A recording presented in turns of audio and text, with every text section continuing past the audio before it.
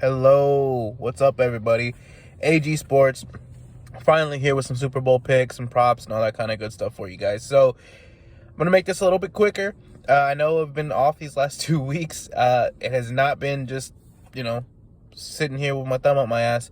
I actually have been breaking down this game and kind of just delving through it, thinking through it, and trying to put more emphasis on thinking through it instead of just like putting picks out there. So I apologize because it's just been kind of crazy. I don't have my computer here with me, but I will tell you a few of my favorite picks, a few of the picks that I am hearing very commonly from a lot of people that I trust, and we'll take it from there. So number one, as far as my pick and who do I think is actually going to win this game, it is the Rams. And yes, I have already put money on the Rams -4.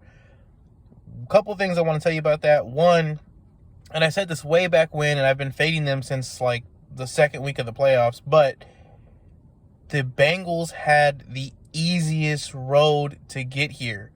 Now, I understand that they just played the Chiefs and they beat the Chiefs, but if you look at the statistics behind all of these games, the Bengals have had the easiest path to get to the Super Bowl.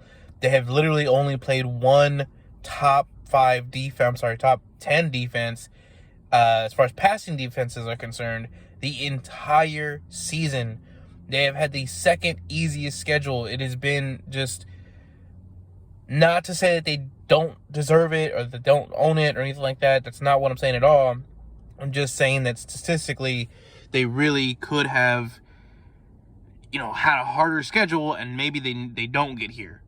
That all being said, though, the Rams do have a top 5 defense, a top 5 passing defense, that is. And I think just on paper, the matchup will even dictate to you that the Rams are the right side in this one. Now, whether or not they actually win or not is something totally different. Like I said, the Bengals can overcome. They have been able to beat teams. On another note, though, the Bengals have also kind of been fortuitous just in the fact that other teams have kind of beat themselves. They've kind of gotten out of their maybe comfort zone. Teams like the Chiefs, right, who started off super hot. It was like 21-0, 21-3, whatever the hell the score was. And they literally just took their foot off the gas. Everything got super conservative in the entire second half. They didn't do anything.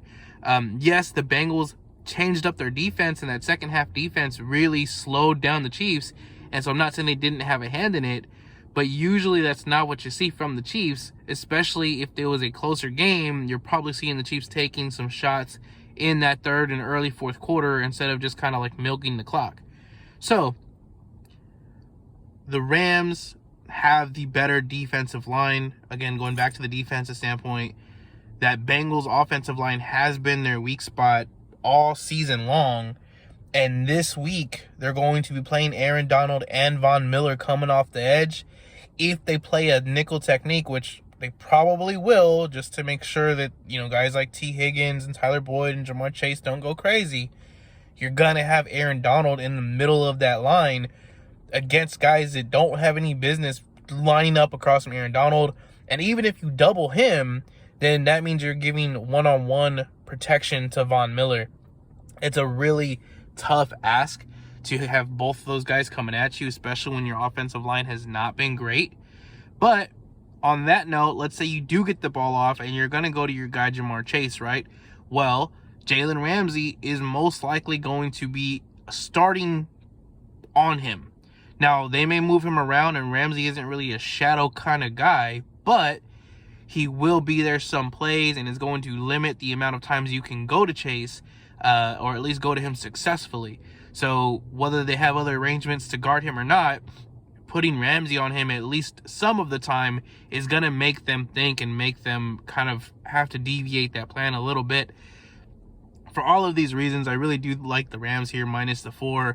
One thing I didn't note is the Rams offense. The Rams offense has played 4 top 10 rushing defenses in the last few weeks here leading up to this game. The Bengals are the absolute worst rush defense in the league over the last 8 weeks. The Rams are going to try to run the ball just like they always do, especially if they get a lead. They're going to continue running the ball, and the Bengals don't have the guys to stop that attack. Now, the Rams' offensive line isn't a bunch of big bruisers, but they have guys that can move quickly. They can move horizontally, get you off your spots, and create some lanes for Cam Akers. And Cam Akers should have a pretty efficient game. So, again, I don't think the Bengals are going to be able to stop what the Rams want to do. It's just a bad matchup. And I believe that it would take an absolute perfect game with breaks going their way for the Bengals to win this game. Again, not saying it can't happen, but I am saying that I am betting a unit on the Rams to win the Super Bowl -4. Aside from that, some other props that I really like. The first kickoff to not be a touchback at +100 or +120, depending on your book.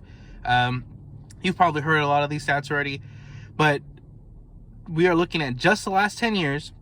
Since the kickoff has moved from the 30 to the 35-yard line, 8 out of the 10 kickoffs for the Super Bowl have not been touchbacks. I believe that's still going to be the case.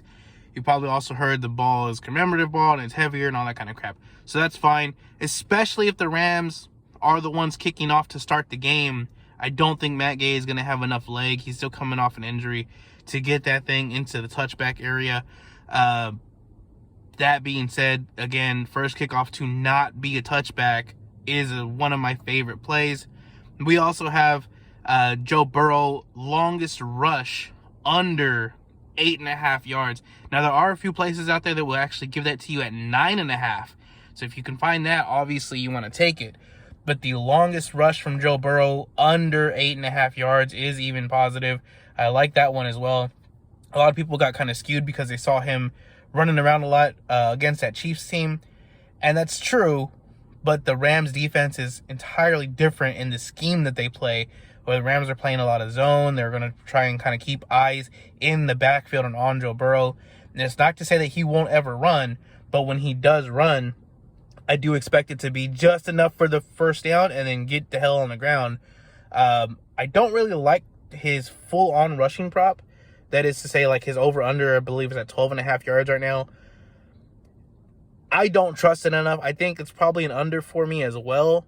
But just in case there is like a 3rd and 9 or something like that, and he gets like 10 yards on one pickup, you're going to be really sweating that out the rest of the game.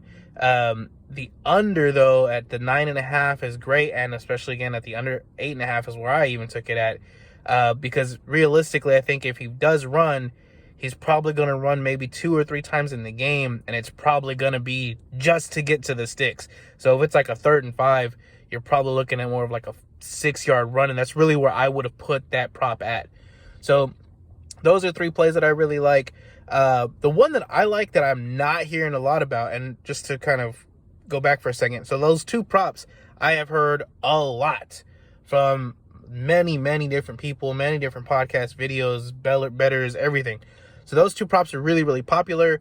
I really like them, and if you are kind of like in the know as far as podcasting and gambling and all that kind of stuff, those 2 picks you've probably heard of sometime throughout this week. The one that I really like that is not being talked about is the Rams to win the second quarter.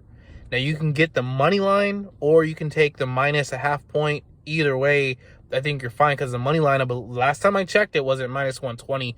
Maybe it's higher than that. But if you're okay laying the -0.5 point, I would prefer that, obviously, because the odds are better. And most likely they are going to just outright win that game, or that quarter, I should say.